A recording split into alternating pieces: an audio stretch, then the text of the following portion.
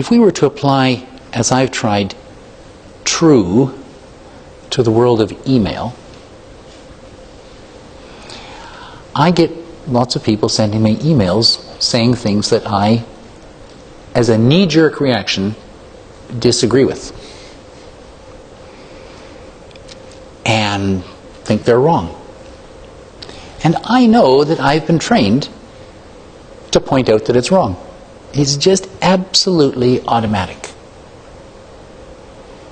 And my ability to do that is strengthened by my own certainty that I'm right. I've managed to retool myself from immediately typing bullshit. That's great personal development. Now, I've moved on one step. I can't overcome the habit of telling them what they've written is wrong and why, and then going on to what is correct as far as I understand. But I have learned not to hit send at that point. So then I have an accumulation of these emails where I tell them what's wrong, and then I tell them, like, what's right. And then I go back and I read them again. And this is, frankly, it's a profoundly embarrassing activity to me. But I go, I was about to send that? I can't believe it. And then I read the email without the paragraph about what's wrong, and just read the paragraph about what I think is correct.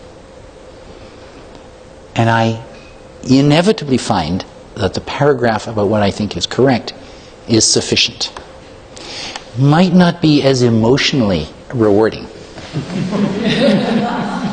but it is definitely a more accurate email. So then with sadness, I block the "you're wrong" and delete it. And I send that. And I can tell you that the times I don't do that create, at least because of the position I'm in, frankly, a horrific trail of karma that often I can never clear up. Whereas, when I simply try as best I can to say what I believe is true, I actually find that people say, "Oh, that's very helpful. Can I copy that to others?" Whereas, when I tell them they're wrong, they just go ahead and copy it. Anyway, to show, presumably, what a miserable shit I am. So even from the most self-centered point of view, I find this discipline is helpful.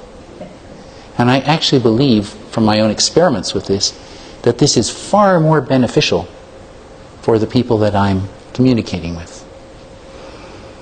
This doesn't mean that I'm not engaging in an effort to correct something or be honest or straightforward, but I'm placing my confidence in what I know, as far as I can, to be true and correct, and believing that that will be sufficient and helpful, rather than this need to engage in a kind of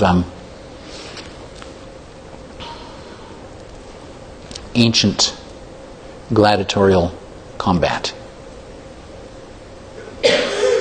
So that is one way, only one way, that one could interpret the meaning here of true.